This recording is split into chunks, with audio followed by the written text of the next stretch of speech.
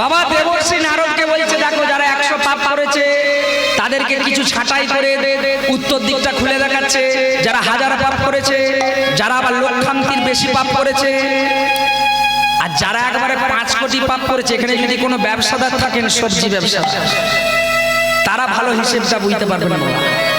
একটা আলু 5 রকমের বিক্রি হয়, একটা বড় সাইজ বাছাই হয়, একটা মেজো, একটা তেসেজো, একটা ছোট, একটা কেঁটি, একটা আধকাটা পচা।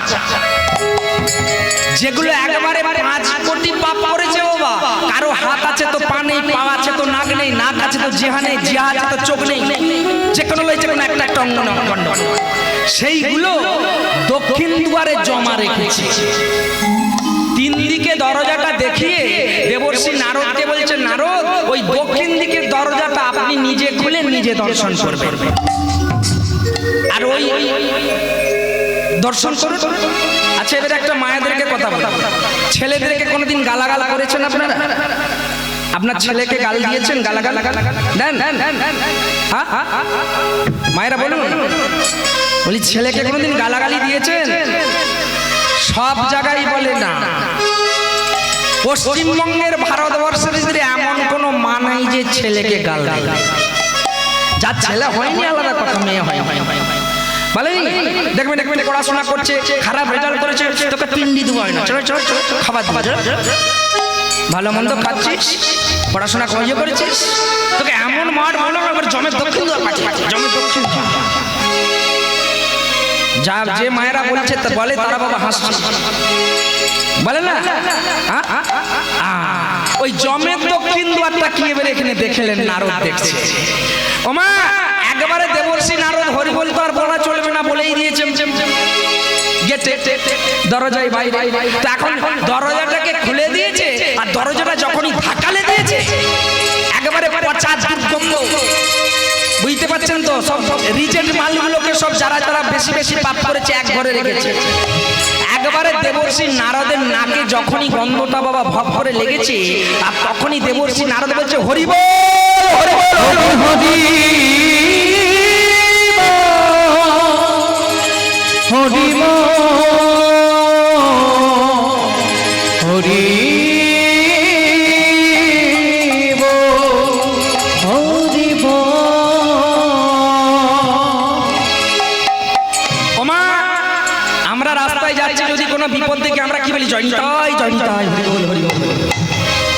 যারা কালী মায়ের ভক্ত জয় মা কালী, জয় মা কালী, জয় জয় বলে তো, যে যার ভক্ত সেই নামটা আগে বেরিয়ে যায়। এখন দেবর্ষি নারদ তো গৌর হরি ভক্ত, গোবিন্দের ভক্ত, হরিবল বলে দিয়েছে। আর যখনই হরিবল বলে দিয়েছে, যার চোখ ছিল দেবর্ষিকে দর্শন করেছে, বদনে বলতে পারে না। যার বাহু ছিল হরিবল সেইখানে বলে দিয়েছে হাতে হাতে। যার চরণ ছিল সে দাঁড়িয়ে লতাতে লেগে গেছে। যে বলতে পারে না, দেখতে পাচ্ছে নাসিকা গন্ধ পাচ্ছে, দেবর্ষি নারদের চন্দনের গন্ধ নাসিকায় আসছে। ওমা দেবর্ষি নারদকে দেখে সব রিজেক্ট মাল আস্তে আস্তে খালি হয়ে বৈকুণ্ঠে চলে যাচ্ছে। যখন সব শেষ জমের ঘরের ভিতরে বাবা, এবারে যমরাজ পিছনে দাঁড়িয়ে আছে। নারদ বলছে সবই তো দেখলাম, তাহলে আমার কি হবে? না আপনার বলতে না, ওই যে হরিবল না বললে মাতাল যে জলে ডুবিয়ে মার না, বলছে আপনার উত্তর তো আপনি পেয়ে গেছেন না। কেমন না, ওই তো আপনি একবার হরিবল বলে দিয়েছেন, দেখুন আমার ঘরগুলো সব খালি হয়ে গেছে। ওমা তাই একবার হরিবল বললে যদি এই মহাপাপ থেকে মুক্তি হয়ে বৈকুণ্ঠে যায়, তাই গৌর হরি আমার কি করছে মা, করজোড়ে মিনতি করে দাঁড়ে দাঁড়ে বলছে একবার রাধা কৃষ্ণ নাম বল, একবার একবার ওরে কলির জি তোরা একবার একবার। আর গৌর হরির কাকাতে মিনতি দেখে মা মহাজন এক ঘরে দাঁড়িয়ে পদ লিখছে, কি বলছে গো? একবার রাধা কৃষ্ণ রে হরে কৃষ্ণ রাধা কৃষ্ণ রে হরে কৃষ্ণ একবার রাধা কৃষ্ণ রে হরে কৃষ্ণ একবার রাধা কৃষ্ণ প্রেম হরে কৃষ্ণ কোথায় খুঁজে পাবি তারে বিনা চোখের জল বিনা চোখের জল কোথাও খুঁজে পাবে তুমি বিনা চোখের বিনা চোখের কোথায় খুঁজে পাবি তারে বিনা চোখের জল বিনা চোখের জল আর কোথাও খুঁজে পাবি না রে বিনা চোখের বিনা চোখের একবার রাধা কৃষ্ণ রে হরে কৃষ্ণ একবার রে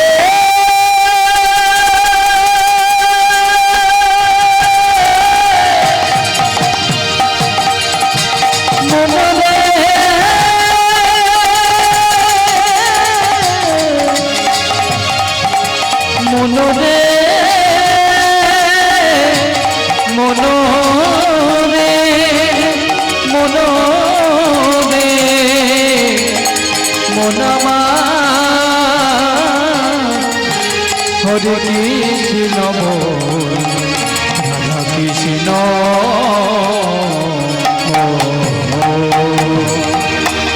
বাবা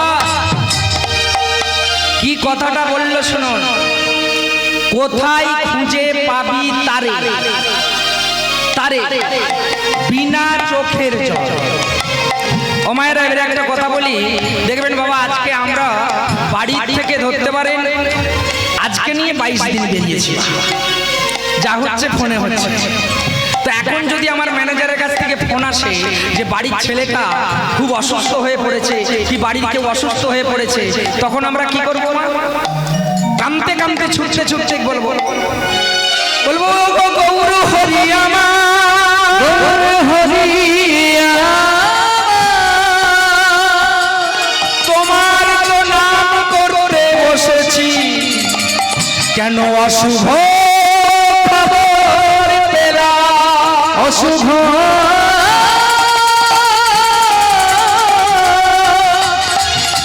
খবর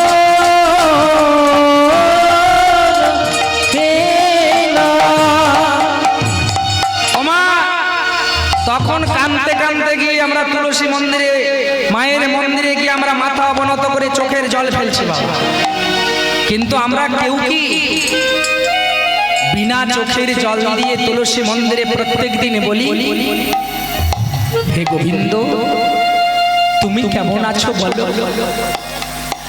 সবার মঙ্গল করো আমরা এখানে মায়ের কাছে এসেছি আমরা জানাচ্ছি মাগো আর 2-4 দিন খালি আছি আষাঢ় মাসকে গান পূরণ হতে যেমন ওই 2-4 দিনও আমাদের পূর্ণ হয়ে যায় শুধু বলছি আম আম আম আম কিন্তু মায়ের কাছে যদি বলি মা সবার মঙ্গল করো তাহলে সবার মধ্যে তো বাবা আমিও পড়ছি তাই বলছে ওরে কোথায় খুঁজে পাবি তারে বিনা চোখের জল বিনা চোখের জল দিয়ে গোবিন্দকে গৌর হরিকে আমরা ডাকি না আমার তার পরের শ্লোকে কি বলছে দেখো বাবা এই পরের শ্লোকটা দেখুন কি বলছে গো মিছে কাজে ঘুরে বেড়া কাশী বৃন্দাবন মিছে খুঁজে বেড়াই তারে কাশী বৃন্দাবন মনের ঠাকুর লুকায়ে আছে হৃদয় বৃন্দাবন হৃদয় বৃন্দাবন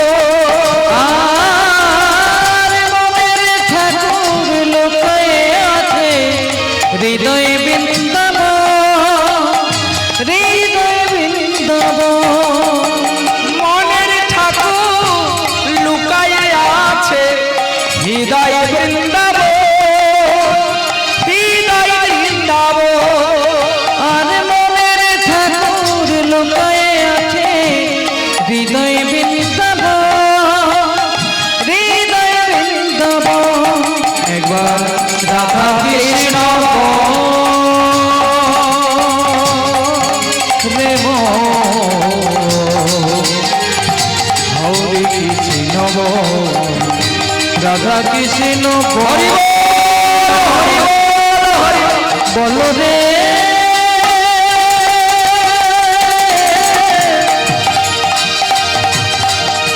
হরে কৃষ্ণ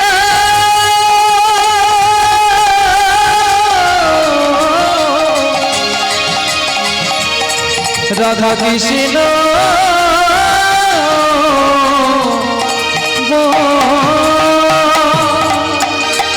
বাবা এই লাইনটা খুব মন দিয়ে শুনবে মাগো, এই লাইনটা মায়েরা বেশি শোনার প্রয়োজন আছে। মায়েদেরকে বলছি, মায়েরা এই লাইনটা খুব ব্যাখ্যাটা ভালো করে শোনার প্রয়োজন আছে। মিছে কাজে ঘুরে বেড়াস কাশী বৃন্দাবন, মনের ঠাকুর লুকায়ে আছে হৃদয় বৃন্দাবন। মিছে কাজে ঘুরছেন, আপনাদের মতো ভক্ত নয়, চিন্ময় ঘুরছে। আপনাদের সঙ্গে কাশী গেলাম দর্শন করতে বাবা। এখন যেখানে বড় বড় মন্দিরে আছে সেই জায়গায় সব লাইন দিতে হয়, আর টাকা থাকলে আগেও হয়ে যায়। তো আপনারা কে কি করলেন? বারাণসী গঙ্গাতে স্নান করে কাশী বিশ্বনাথকে দর্শন করলেন। আর আমি কি করলাম বাবা, এই ভারতবর্ষের মধ্যে পশ্চিমবঙ্গের মধ্যে দুটো জায়গায় এখনো কাঠ দিয়ে সব মানে মরা পড়ছে।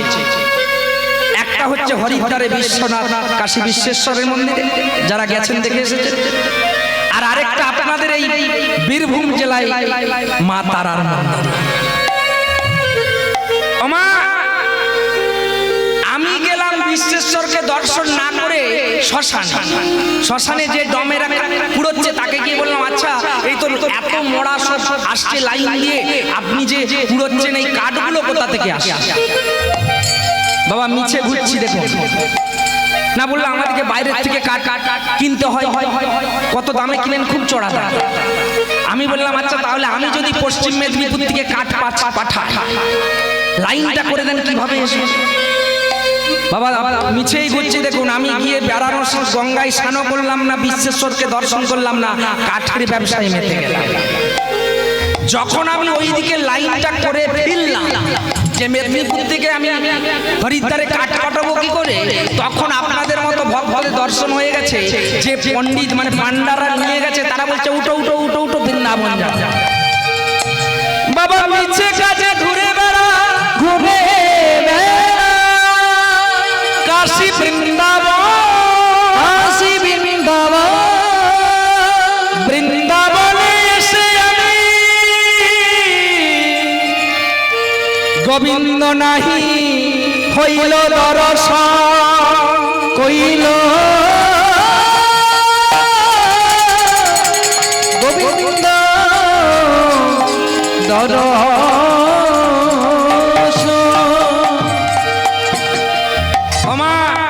বৃন্দাবনে যখন এসে নামলাম, আপনাদের মতো ভক্ত আবার কিন্তু যমুনায় স্নান করে লাইন দিয়েছে আমার রাধা গোবিন্দকে দর্শন করতে। আর আমি কি করলাম, আমার স্ত্রী বলছে জানো এত সুন্দর মালা দিয়ে সাজানো আছে, দেখো এই মালাটা তুমি নাও, তোমার কীর্তন করো ভালো লাগবে। ওই মালাটা আমি করব, ওই তুলসীর মালাটা আমার ছেলের গলায় দেবো, ওইটা আমার শাশুড়ি মাকে দেবো, ওইটা আমার শ্বশুর মশাইকে দেবো। বাবা মালা কিনতে কিনতে সময় চলে গেল, চলে গেল। আমি মিছেই ঘুরেছি, আমি নাহি হলো দর্শন। আর আমার যখন রাধা গোবিন্দ দর্শন করব, দর্শন করিব, পান্ডা বলছে হয়ে গেছে, চলো চলো চলো চলো চলো নবদ্বীপ নদিয়াতে যাব। বাবা এখানেও রাধা গোবিন্দ দর্শন আমার হলো না, আমার মিছেই বাবা ঘোরা হচ্ছে। আর আমি এবারে স্ত্রীর সঙ্গে বাসে ঝগড়া লেগেছে, শোনো ওসব কেনাকাটা পরে হবে, আগে আমি ওখানে নবদ্বীপে নেমে আগে গঙ্গা স্নান করবো, ভাগীরথী গঙ্গায় স্নান করে আগে আমি গৌরাঙ্গ মহাপ্রভুকে দর্শন করব। ওমা ওইখানে বলে এক করে গেলাম। আর ওইখানে গিয়ে যখনই বাস থেকে নামলাম, আমার একটা ছোট্ট 6 বছরের ছেলে আছে, ইউটিউবে দেখবেন খোল বাজাচ্ছে, ও সামনাসামনি আসর পড়লে যাই বাজাতে। তো সেই ছেলেটা আমার বলছে বাবা আমি ওই শিকলটা কিনব। ছেলে কান্নাকাটি করছে। এবারে আমি দোকানের কাছে গেলাম, দোকানদার বলে 500 টাকা। আমরা প্রথমেই বলেছি কি মা দিতে আর মরতে দেবো না, আর মরবো না। আমি বলছি ভাই 250 টাকায় হবে না? না না না না ও ভাই বলুন না, আর 50 টাকা দেবো। বলছেন না, কারণ সে দেবে কেন? ছেলে তো এখানে কাঁদছে, জানো জানি নেবে। আমার দাম করতে করতে আপনাদের মতো ভক্ত গৌর হরির চরণ দর্শন হয়ে গেল। আর আমার মতো ভক্ত মিছে কাজে ঘুরে বেড়াস কাশী বৃন্দাবন। মনের ঠাকুর লুকায়ে আছে হৃদয় বৃন্দাবন। ওমা, হৃদয় বৃন্দাবনে কে আছে? ভগবান আছে না? একমাত্র ভগবান হচ্ছে পিতা মাতা। তাকে যদি হৃদয় বৃন্দাবনে বসিয়ে রাখতে পারে তবেই আপনার তীর্থস্থান করে শুভ লাভ হবে। দেখবেন আপনাদের বীরভূমে আছে কিনা জানি না, আমাদের মেদিনীপুরে আছে। যারা বড়রা তীর্থস্থান করে আসে, বাড়িতে আসলে নতুন কাঁসার পাত্রে করে নতুন বস্ত্র পরিয়ে চরণগুলো ধৌত করে দেয়। আর চরণগুলো ধৌত করে দিয়ে সেই জলটা সবাই মাথায় না একটু করে খায়। এখানে আছে আছে আপনাদের? বাহ, কেন নেই? না, আমরা যদি কোনোদিন না যেতে পারি বৃন্দাবন, মা তো গিয়েছে চরণ ধুলি এনেছে। আমরা যদি কোনোদিন না নবদ্বীপ যেতে পারি, বাবা তো গিয়েছে চরণ ধুলি এনেছে। তাই হৃদয় মন্দিরটা পরিষ্কার করলাম না। কেমন? আপনাদের বীরভূমে যদি না হয়ে থাকে মা বাবাদের জন্য, আমি মা চণ্ডীকে বলে যাব যেন না হয়। আর যদি হয়ে যায় তাহলে তো করার নেই। আমার মেদিনীপুরে হয়ে গেছে মা বাবাদের জন্য মাসপালা। এখানে হয়েছে মানে শাশুড়ি শ্বশুর পালা ভাগ হয়েছে। মায়ের একটু ঘাড় নাড়ুন জোর করে হয়েছে কি হয়নি? আমার পয়লা তারিখে ক্যানিং দক্ষিণ 24 পরগনা যাব গান করতে। মা আমি বললাম বাইরের দোকানে তো খাবো না। আমার স্ত্রী বলছে তাহলে আমি দুটি আলু ভাতে একটু পোস্ত ডাল করে দিই, সকাল করে খেয়ে দিয়ে বেরিয়ে যাবে। না বললাম ঠিক আছে, এত সরস্বতী পুজো পয়লা তাহলে সব কিছু তো নিরামিষই খাই, ভালোই হবে, তাড়াতাড়ি করে দাও। তো তাড়াতাড়ি করে দিয়েছে মা, আমি খেলাম। ছেলেগুলো সব চলে এসেছে। বলছে কি গো দাদা তুমি এখন রেডি হওনি? ঠিক না, চ না, আমি খাবো আর চলে যাবো, তোরা গাড়িতে তুল সব যন্ত্র। আমার মা এসে বলছে হ্যাঁ রে বাবা, তুই কতদিন বাদে ফিরবি? আমি বলি আমার 16 দিন বাদে একদিন খালি আছে, 16 দিন পর বাড়ি আসি। বাবা ভালো করে গান করবি, ভালো করে থাকবি, চান টান করিস না, এখানে ওখানে জলে গলা বসে যাবে, ঠান্ডা লেগে যাবে। আমার মায়ের মন তো। এখন আমার স্ত্রী আমাকে খেতে দিয়েছে, আমি খেয়ে খাচ্ছি। বাবা খাওয়াটা শেষ হয়ে এসেছে, মা বলছে বৌমা আমার চিন্ময়ের জন্য যে রান্না করেছো না? হ্যাঁ করেছি। না আমাকে দুটি দিয়ে দিবে, খিদে পেয়েছে।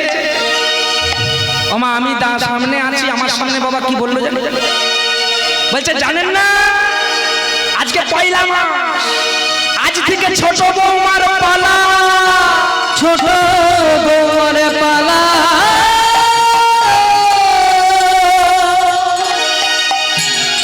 আমি বলছি হ্যাঁ গো মা এসেছে, বলছে দুটি আজকের মতো দিয়ে দাও। চুপ করো,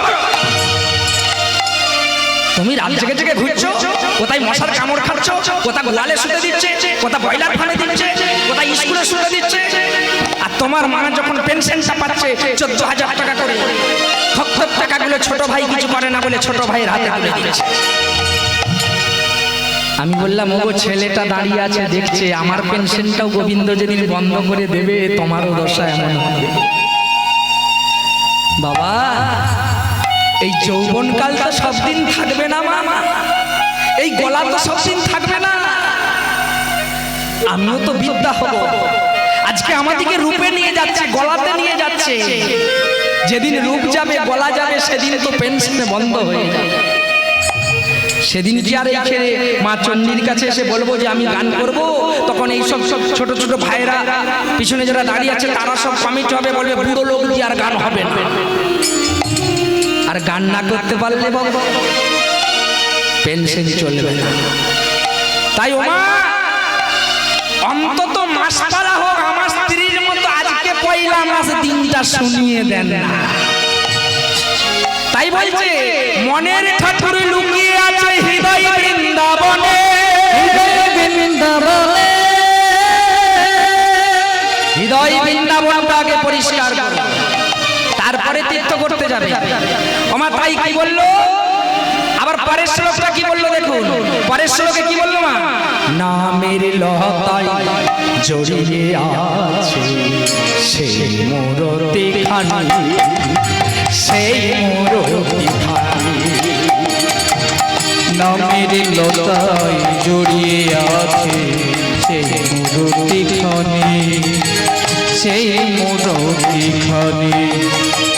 নামের কানে আসবে নেমে এ তো গীতার বাণী, এই তো গীতার বাণী। নামের টানে আসবে নেমে এ তো গীতার বাণী, এ তো গীতার বাণী। নামের টানে আসবে নেমে এ তো গীতার বাণী, এ তো গীতার বাণী। রাধা কৃষ্ণ বলে মন, হরে কৃষ্ণ হরি বল, হরি বল।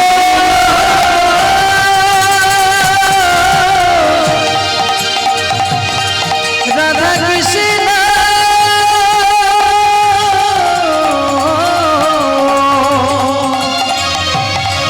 হরে কৃষ্ণ, রাধা কৃষ্ণ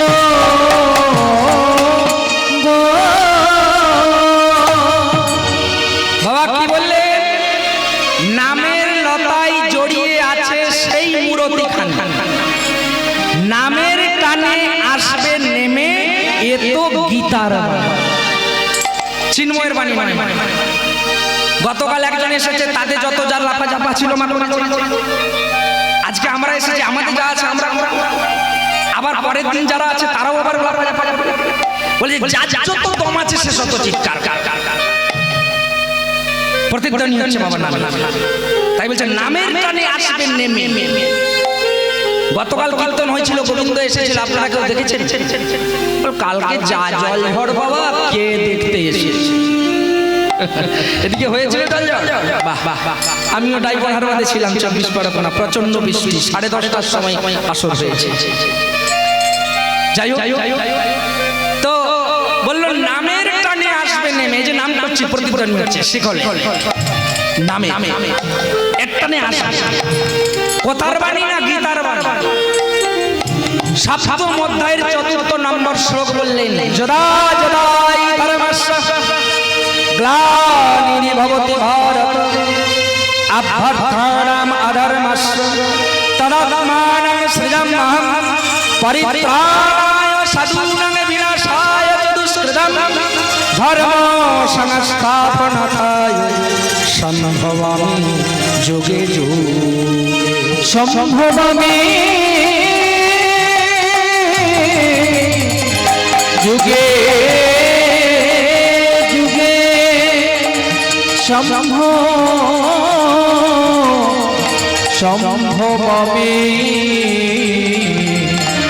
যুগে যুগে।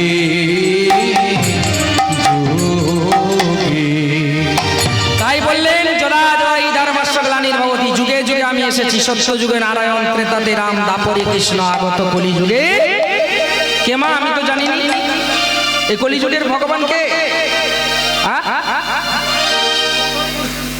শ্রী চৈতন্য মহাপ্রভু, গৌরাঙ্গ মহাপ্রভু, শ্রী চৈতন্য। তিনি চৈতন্য। সাধু সবাই হতে পারবে না মা। 3টে নিয়ম আছে বাবাজি জানে, যে প্রকৃত সাধু হবে গৃহস্থ বাড়িতে অন্ন গ্রহণ করবেন, যে প্রকৃত সাধু সন্ন্যাসী হবে গৃহস্থ বাড়িতে কারো থাকবে না, রাত্রি যাপন করবে, আর কারো দুয়ারে গিয়ে ভিক্ষাং দেহি বলবে না। তিনি নাম করতে করতে পথে চলে যাবে, আপনার যদি প্রয়োজন আপনাকে আগে থেকে ছুটে গিয়ে দিতে হবে। তো আমি অনেকবার চেষ্টা করলাম হাত তুলানোর, সবাইকে কিন্তু বাবা তুলতে পারলাম না। হরিবাসীটা দেখে ভালো লাগছে, কিন্তু আমার খারাপ লাগছে। হাত তুলবো বলে আমরা, তুমি তো টাকা নিয়ে গান করবে, তো হাত তোলার সঙ্গে তোমার সঙ্গে, তাই না? আমার যতবার হাত তুলবেন তত টাকা গোবিন্দের খাতায় জমা পাচ্ছে। 3বার আমাদেরকে হাত তুলতে হবে। রোডে গিয়ে দাঁড়াবেন, আপনি হাওড়া যাবেন গঙ্গা, হাওড়া এসছে, আমার পকেটে 500 টাকা আছে, হাত তুলবো কেন, টাকা দেবো, যাবো, দাঁড়িয়ে ভোরবেলা বাস আসবে, পালিয়ে যাওয়ার পরে বলবে দাঁড়াও না, সেদার পেছন দিকে তাকা, বাস এলে হাত তুলতে হবে, জানবেই যাবে। আর কোথায় হাত তুলবো, যখন খারাপ কিছু করবো পুলিশ পেছনে ছুটবে, তখন মরার ভয়ে বলবো আমি সারেন্ডার, আর ছুটবো না, গুলি করবে। আর কোথায় লোচন দাস বলে কহে, লোচন দাস একটা কথা বলেছে, কে যাবি ভাই ভব সিন্ধু পারে, আদি তোরান আতরাদি সকলই পারাপার করে, পচা ধসা যা আছে সব পারাপার ভগবান করে। বাবা এখন ডাকবো না মা, যখন পারের ঘাটে গিয়ে হিসেব হবে তখন কিছুই দিই না। এই আস্তে আস্তে জানেন একটা জিনিস দেখলাম, ভগবান কেমন জানেন, আপনারা হাত তুলেন না, আপনাদিকেও পার করে দেবে, আর আমরা তো পয়সার লোভে হাত তুলি, হরিবল হরিবল, আমাদিকেও পার করে দেবে। বাবা আস্তে আস্তে কি দেখলাম জানেন মা, একটা সাপ একটা ব্যাঙের পেছনে ছুটছে, এক জায়গায় দাঁড়িয়েছি, একটা সাপ দেখছি বেঁকে বেঁকে ছুটছে, সাপ তো সোজা ছুটতে পারে না বাবা, বেঁকে বেঁকে ছুটছে, আর ব্যাঙটা ঝাঁপ দিয়ে ছুটছে। সাপের খাদ্য কি ব্যাঙ, এখন ব্যাঙ বলছে হে গোবিন্দ আমাকে খেয়ে নিবে, আমাকে বাঁচা, আর সাপ বলছে হে গোবিন্দ আমাকে এত খিদে পেয়েছে ব্যাঙটাকে ধরে। বাবা ভগবান কি করবে, দুজনেই ডাকছে।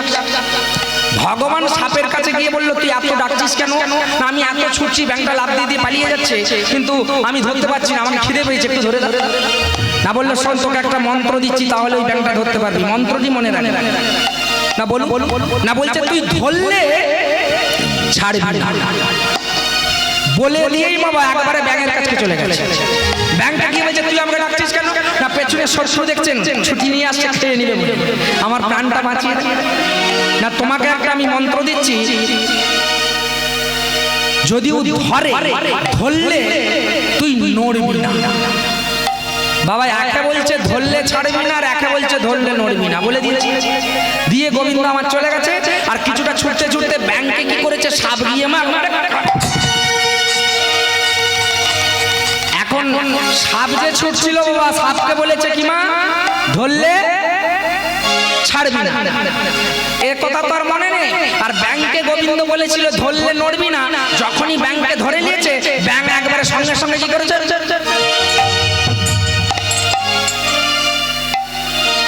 সাপটা ব্যাঙটাকে মুখে করে ধরে রেখেছে, মনে মনে ভাবছে আমি তো এত বড় জিনিস একবারে কখনো গিলে খেতে পারিনি, কত ব্যাঙ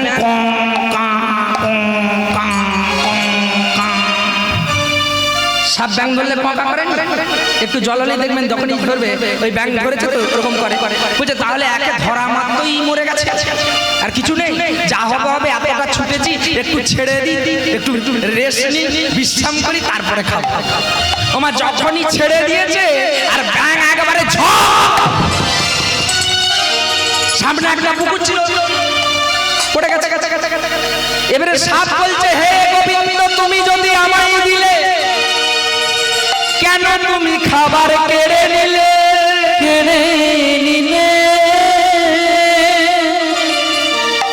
আবার গোবিন্দ এসে হাজির, আমায় ডাকছো কেন, তোকে তো খাবার দিয়েছি না, বলছে দিয়েছিলেন কিন্তু ও তো পালিয়ে গেছে, না তোকে কি মন্ত্র দিয়েছিলাম, না বলছে ধরলে ছাড়বি না, তা তুই ধরেছিলি যখন ছেড়েছিস কেন, না বলছে আমি তো মনে করছি মরে গেছে, না তুই যদি মনে করবি তাহলে আমায় ডাকছিস কেন। ও মা সাপরূপী সংসারকে ত্যাগ করে দিতে হবে, সংসার করতে হবে। বাবা আমাদেরও ছেলে আছে, মেয়ে আছে, স্ত্রী আছে,